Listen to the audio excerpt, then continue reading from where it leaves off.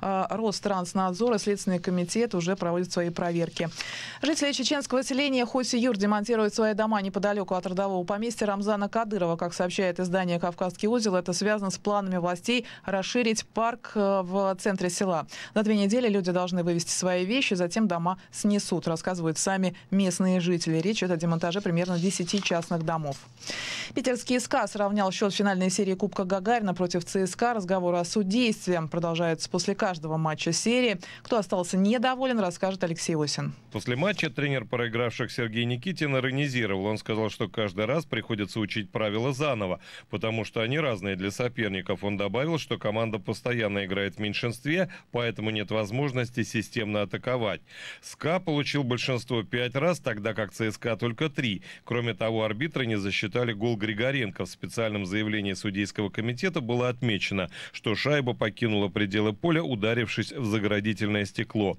СКА обеспечил себе решающее преимущество в третьем периоде, когда при равном счете провел 2 шайбы за 50 секунд. Причем Плотников забросил с нулевого угла, после чего основной вратарь ЦСКА Сорокин отправился на лавку. 3-1 в пользу СКА. Счет в серии сравнялся. После 2 побед в Москве ЦСКА потерпел 2 поражения в Петербурге. 5-й матч полуфинальной серии Кубка Гагарина между ЦСКА и СКА пройдет в Москве в пятницу. В Москве сейчас плюс 7 градусов. В течение дня обещают до 10 тепла без осадков. Марина Старостина, служба информации, Эхо Москвы. В полном контакте с информацией. Эхо Москвы. Центр современного искусства «Облака» и радиостанция «Эхо Москвы» в Уфе представляют программу «Парк искусств». Дорогие друзья, добрый день. В эфире программа «Парк искусств». Я ее ведущий, руководитель проекта «Парк искусств» Центра современного искусства «Облака» Валериан Гагин. Каждый раз в нашей студии люди, чьи идеи, чьи проекты делают нашу жизнь лучше. И сегодня такие гости у нас. Это наш добрый друг, руководитель продюсерского центра «Мир звезд» Ильдар Давлетов. Ильдар, привет.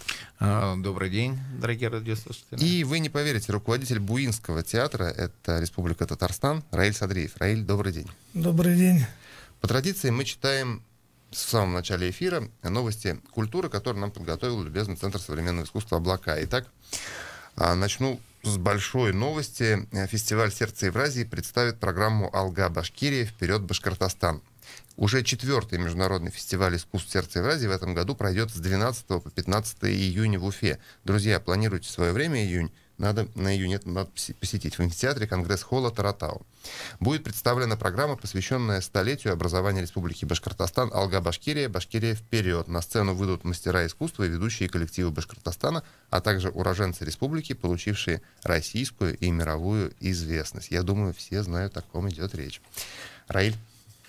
Так, ЦИ «Облака» анонсирует главную выставку сезона «Банксу». Бэнкси. Бэнкси. Или как правильно? Бэнкси. Бэнкси и мировое уличное искусство. Подлинники гения, приобретенные в Лондоне, и уличное искусство из 6 стран мира, в том числе культовый братский поцелуй. Ждем вас 17 апреля, 19:00 по 2 июня в Центре современного искусства «Облака». Это Бакалинская, 3. Ох, скандальная выставка. Бэнкси Да. Каждую выставку свою фейком Ежедневно называет. с 10 до 22 часов без выходных. Ильдар? Беспринципные чтения. Первый общероссийский литературно-театральный фестиваль «Открытые беспринципные чтения» в Уфе перед зрителем выступит сооснователь проекта «Беспринципное чтение», популярный современный автор Александр Цыпкин, а также артисты театра и кино Анна Михалкова и Дмитрий Чеботарев, которые прочтут со сцены как прозу авторов проекта, так и рассказы современных российских писателей. Ждем вас в Государственном концертном зале «Башкортостан» 11 апреля в 19:00. Класс. А театральные деятели Уфы представят республику на форуме «Российский театр 21 века». Новый взгляд, который пройдет в Нижнем Новгороде. С 21 по 25 апреля в Нижнем Новгороде состоится Приволжский театральный форум «Российский театр 21 века. Новый взгляд». Это правда, Рай? Да, мы приглашены, то есть вы получили приглашение, но мы в это время будем на фестивале. Были опубликованы списки участников образовательной программы форума. В их числе артистка балетной группы Русского драматического театра РБ Альмира Дорн, художник-конструктор Башкирского государственного театра кукол Рамиль Шарифуллин и актеры-кукловоды Вадим Габидуллин, Раиля Гизатуллина и Кристина Латыпова. Форум «Российский театр 21 век. Новый взгляд» проводится в рамках Года театра в 8 федеральных округах страны. Вот такие новости и такие замечательные театральные гости. Раиль, насколько я понимаю, вы приехали не с концертом сюда. У нас тур, гастрольный тур по Башкортостану. Мы начали 1 апреля. Дата такая. В Нефтекамске выступили, потом 2 Янаул. Вчера был Бирск, сегодня Краснохолмск у нас, завтра Уфа, потом Кушнаренко, Буздякова, и мы уезжаем в Татарстан, потому что надо ехать в Казахстан. Там фестиваль очередной, это в городе Актюбинск. Вот такой расклад примерно апрель. Ильдар, а как случилось, как вы познакомились с Раилем? Скажите вот эту историю. Его величество случай, наверное, нас вел. Вот как-то, вот даже вот припомнить не могу истоки. Вот Раиль, наверное, сам напомнит. Но основа была то, что мы оба в свое время были патриотами в высшей комсомольской школе учились. И когда вот сошлись первый раз у нас единомышленников, мы друг друга увидели. И как-то вот на этом поприще, наверное, общее направление, общий взгляд, и начали дружить, в том числе и семьями. Ну, могу сказать, что это замечательное знакомство, оно привело интересный коллектив в Уфу. Всегда классно посмотреть, а что же делают в других городах, в других театральных коллективах. Как началось ваше увлечение театром? Нет, театр вообще хобби. Я вот свои хобби превратил в дело. Специальность в дело. Ну, вы же предприниматель, бизнесмен. Ну, я был когда-то предпринимателем, если так можно назвать. Это было давно, это было 90-е, начало 90-х, когда и страна в другом режиме жила еще, и отношения какие-то рыночные, они такие были диковатые, немножко другие, новые, по-другому все было. Конечно, там все было на грани, и вот, ну, душа внутри где-то всегда хотелось другое. И потихонечку, в конце нулевых, я думаю, определился с направлением, вектор. Вы как, вы просто сидели дома и думали, чем бы заняться? Не. Столько дров был, я наломал.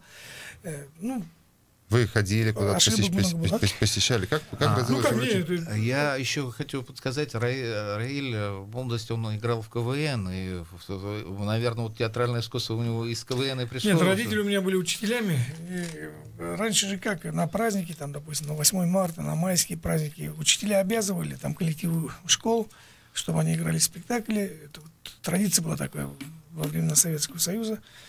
И вот я помню, в 6 классе, что ли, я выходил с мамой, мать у меня учительница была, вот играли, я там, у них роль, мальчишки, я, наверное, раза 3 выходил. Потом, когда уже работал, в смысле, занимался бизнесом, я профинансировал спектакль Камалского театра, только Фарид Бекчантаев приехал, он поставил дипломный спектакль, потом вот первый спектакль «Казанские парни» Камалского театра я полностью профинансировал. И вот проявил свою любовь по отношению к театру. Ну, конечно, внутри там сидел и вошел в вот этот мир театра, то есть Камалского театра. Закулисье, гримуборные, вот этот разговоры артистов вне сцены. И, конечно, вот этот мир, особый мир, трепетный так, подходил так, бизнес бизнесом, а вот здесь отдыхаешь душой. А вот сейчас, конечно, работая в театре, я такого не чувствую. То есть стало рутиной. Рутина, ну, нет, идей такой полно. грустный клоун за сценой. Романтика какая-то куда-то. Нет, вроде не ушла романтика. Хотя вот Раиля, в свою очередь, называется татарский Маменко. Это самый веселый анекдотчик среди татарских юмористов и самый веселый юморист. Поэтому, да, но когда у наших зрителей, слушателей есть вот возможность прийти и послушать исполнение юмореск в Раиле завтра, да, уже завтра в 7 часов? Да, там не юмореска, там Раиль Ильдарович, в общем-то... Нет, там будет юмор, конечно, да. Но так, отчасти. В основном это моноспектакль стихотворный.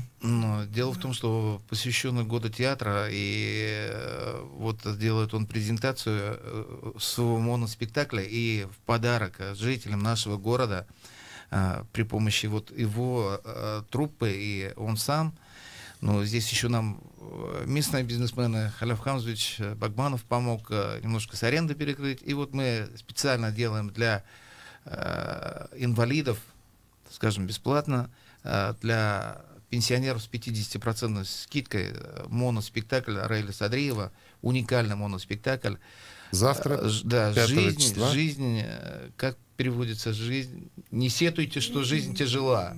Он не то, что он и философии там много, и юмора много, и вещей, которые заставляют задуматься. Так, 5 числа детская филармония, Дворец культуры РТИ на проспекте. 19:30. 19:30. Друзья, Раиль сам, наверное, друзья, более подробно расскажет. Подробнее не бывает. Приходите. Я, конечно, жду, вы приглашаете всех. Это как бы пилотный проект, если так можно назвать. Когда я первый раз сделал в Татарстане, это был зал филармонии, госфилармонии имени Тукая.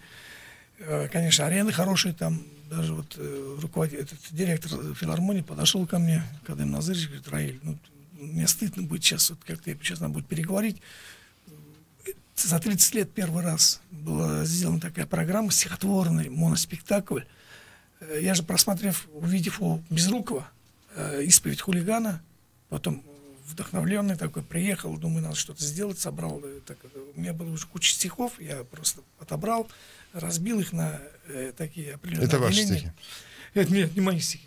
Там, кстати, есть Любимые, очень да. большое количество стихов. Ангамат Набаева, это уроженец Башкирии, покойный, правда, я думаю, величайший из поэтов, современников наших.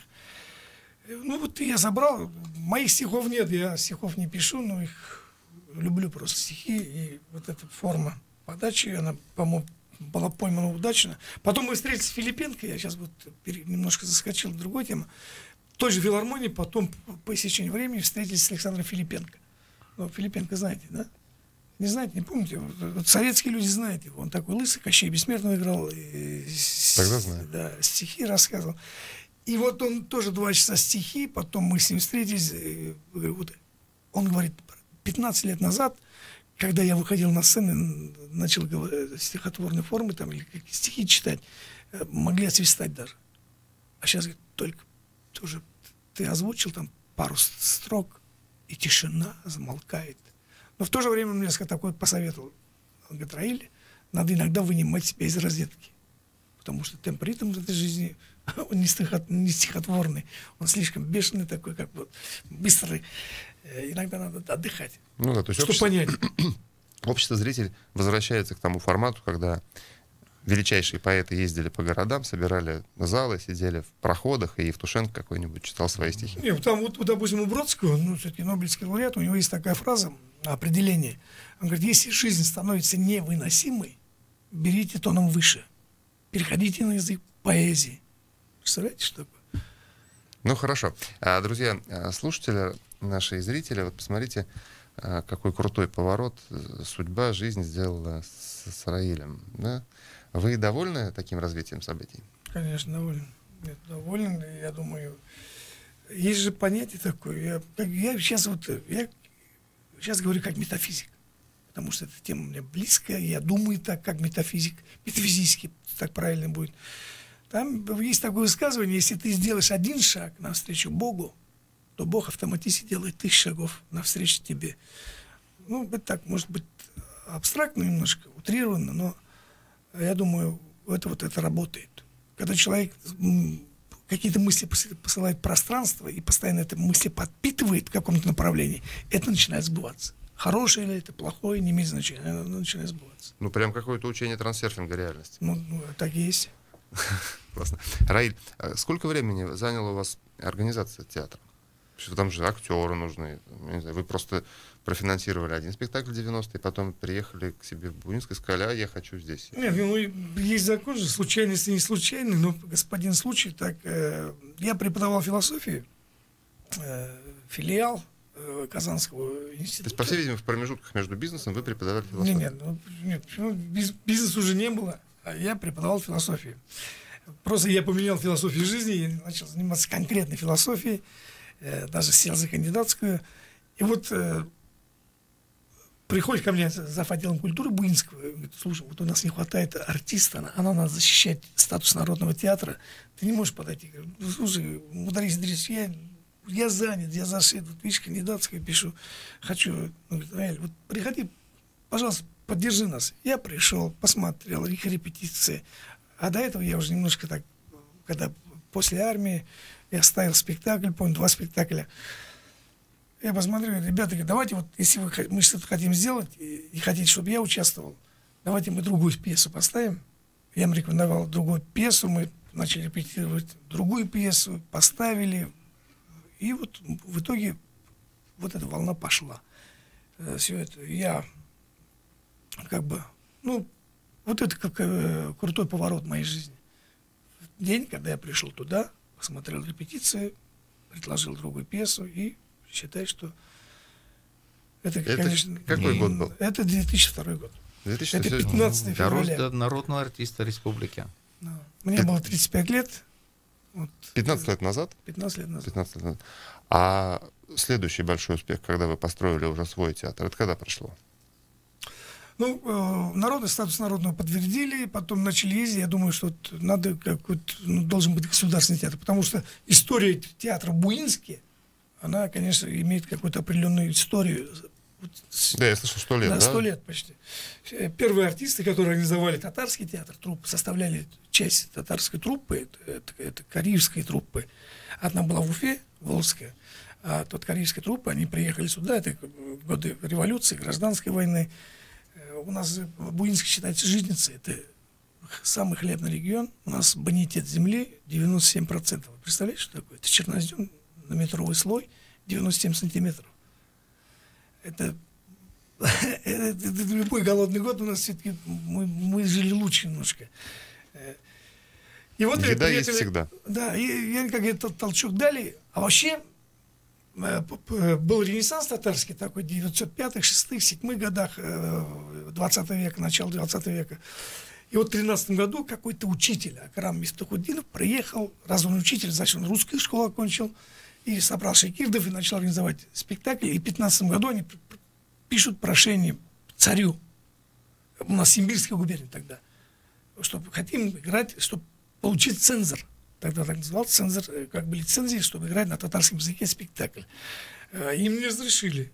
Вот 17-й год, а Керенский, он все-таки уроженец Симбирской губернии, я так думаю, сразу подписал. И 4 мая, еще до Октябрьской революции 17 года у нас играли первый спектакль, зафиксирован, документальный, все, и бах. И вот мы, как точка отсчета, взяли за основу и имеем 100-летнюю историю. А вот эти все, которые, когда мы подтвердили статус народного театра, мы начали писать Шаймиеву, и начали гастролировать, обивать пороги, там вот нужен, за Волгой же проживает порядка около 2 миллионов татар, даже может более 2 миллионов татар. Это Мордовия, это Ульяновская область, это Самарская область, это Чувашия, это Республика Мариэль, это Пенза. Вот это за Волгой, та часть. Там нет ни одного татарского театра. И вот эта мотивация, по-моему, пошла нам на пользу, и мы вдруг получаем транш, там, думаю, год был профицитный, получаем транш на реконструкцию Буинского театра, который был когда-то, вот этот столетний, когда-то там они занимали вот это здание, и вот пошло-поехало. Понимаете, вот везет нам как-то в этом случае, и сейчас везет. Я вообще человек везучий. Сколько вы гастролируете? Ой, мы гастролируем очень много. Вот сейчас мы в Башкирию приезжаем, мы вот каждый год, последние 2-3 года, каждый год бываем в Москве, выступаем в Московской области, в Питере. Месяц мы посвящаем Казахстану. В этом году еще Узбекистан включается. У нас Башкирия. Вот сейчас с прошлого года включился. Мы как-то там не приезжали, лет 6, наверное. Сейчас опять приезжаем, неделю там были, вот сейчас неделю опять выступаем, возобновляем как бы свои гастроли, собираем своего зрителя, напоминаем, что мы живы, здоровы, есть, процветаем как бы. У нас вот год расписан, понимаете, вот такой маленький театр, у нас год расписан. У нас вот сейчас вроде малым городам такая поддержка, оказывается, в течение 3 лет дают деньги. Для нас это большие деньги, для, наверное, академических театров это деньги на постановку одного спектакля? Не знаю. Наши режиссеры недавно были в гостях у нас. Они ездят в малые города. И... Не, Сально, я вот, допустим, приглашал Зинур Сулейманов, у нас выпускал спектакль. Сейчас вот Антон Федоров выпускает. Антон Федоров — это стрельтомакский парень, очень такой утонченный, очень молодец. Он и в Салавате выпускал спектакль. Он выпускает у нас «Вампил», провинциальные анекдоты. Антон. Он учится в Москве, заканчивает, по-моему, ГИТИС. Вот из Башкирии. Самый такой у нас перспективный еще, я забыл сказать. И у нас есть Ильшат Мухуддинов из Уфы. Вот этот парень, который сейчас востребован во всех театрах Татарстана. Ну, то, что у нас перемешано, все это понятно. У нас вот зато, дай бог, скоро памятник Тукая появится. Да, это тоже отрадно. Совсем скоро, надеюсь. Мне бы, конечно, Вениамину интересно было бы вот немножко, чтобы Раиля расспросили про фестиваль. То, что вы подменяете меня в роли ведущего. Ну, давайте. Нет, на самом деле мы подойдем плавно. Я знаю, что театр Буинский принимает участие и в международных фестивалях. Да. А как вы играете? Вы на татарском играете или на... Мы играем на татарском. английском? Вот Подмосковье, Мелеховская весна, да, там мы везем Чехова, то есть спектакль по Чехову в футляре мы играем на русском. Который в Авиньоне? В Авиньоне мы не ездили еще, я просто там был. Присматривался, да. Ну, я был в Питере, я разговаривал, слушал выступление, потом разговаривал директор шотландского театра из Эдинбурга про фестиваль. Это подтверждение тому, что мы правильно направлении двигаемся, что занимаемся фестивалем. Он говорит, в Эдинбурге вот последний раз в этом году более 5 миллионов человек приехали. Это 3 недели, более 5 миллионов человек присутствовали на Эдинбургском фестивале. И была группа, инициативная группа, парламентская группа, которые выступили против этого фестиваля, мотивируют тем, что в это время беспокойство. Пиво пьют, Пиво пьют, и гуляют, и люди поспать, шумят, да. Потом, когда посчитали, какие расходы озвучили, там, да, остается колоссальная сумма. Колоссальная просто сумма. Нормально. Представляете, 5 миллионов человек, даже если по доллару оставили, там, по фунту, это 5 миллионов фунтов стерлингов. Ну, вот и фестиваль, мы в прошлом году были в Сербии. Кстати, вот, в Сербии возили на татарском языке спектакль. Возвращаясь в Буинск, вернемся к Сербии. А ваш фестиваль, который вы проводите, 3-й раз уже в этом году, первые 2, сколько денег оставляет в городской казне? Не знаю. Это, по-моему, еще рано что-то считать. Вообще мы пока... Я расспрашивал у тех людей, которые уже имеют фестиваль, которые уже лет 30 работают организаторами, директорами, там, программными директорами фестиваля, таких мощных фестивалей, там, Нуриевского фестиваля, Шаляпинского. Любой фестиваль, они говорят, начинает работать на 8-й год. Что ты можешь сказать о фестивале? У нас 3-й год. Посмотрите, вот у меня была идея создать фестиваль. Я нашел поддержку у Игламова. Нияз Рауфович, у нас есть такой Игламов, и его театрал Башкирии тоже все знают. Он эксперт «Золотой маски» этого года. И постоянно. Потом, через Нияза мы заполучили еще одного мудрого человека, друга нашего театра, который тоже стал нашим, мы 3 участвуем в фестивале, всегда обдумываем, организовываем. Это Сан Саныч Вислов. В прошлом году он был председателем экспертного совета «Золотой маски» из Москвы, преподаватель ГИТИСа. И вот это 3 человека, я, Игламов и Вислов, мы основоположники вот этого. Ну, конечно, при поддержке правительства, президента республики. Деньги выдает бюджет. Вот в этом году мы получили деньги, уже вовремя. В прошлом году, конечно, по истечении фестиваля, только через 3 месяца, а первый год вообще проводили только на те деньги, которые брали у спонсоров и от проданных билетов. Скажите, а вот поездка в Авиньон, вы присматривались к потенциальному участию вашего театра в фестивале, который проходит в Авиньоне? Вот тогда, когда я был в Авиньоне, я не думал вообще о фестивале. Я думал вообще, зачем проводят эти фестивали. Потом, когда я ходил, там вот целый день мы там были, потом спустились в Верону, там вошли в дворик Ромео и Джульетты, там у нас еще в делегации был человек, ты видел, да? Он говорит, я в кафе сидел, расспрашивал, а как вы, вот сейчас какое-то затишье? О, говорит, какой затишье, здесь целый месяц, весь мир собирается здесь, оставляет колоссальные деньги, оставляет все, здесь все живет, и все сувениры, все картины, все это отражает вот этот фестиваль. Это папская резиденция, конечно, там климат классный, там поля лаванды, завод Шанель там недалеко. Ну, Франция. Классный амфитеатр. Да, амфитеатр там и куча театров. Там за 100, там, количество театров там переваливает за 100. Вот. Ну, и вот приехал, я думаю, вот, а что же вдруг Буинский, потому что, ну, как любой районный центр, ну, ладно, есть определение, конечно, только тот город считается городом, который имеет свои ратуши и театр. То в этом плане Буинску повезло. У него есть церковь, мечеть и, конечно, театр. Хотя рядом город Тетюши, более купеческий, на Волге, и Островский упоминал, и Филатов, и Маяковский. Да, но он стал как-то частью. Да, частью Буинска. Друзья, наш радийный эфир подходит к концу. Я напомню, что Раиль Садариев привел три проекта. У нас завтра у нас в школе детский проект, потом Чехов для школьников в футляре и вечером будет кукольный, у нас еще кукольный спектакль, и потом Чехов.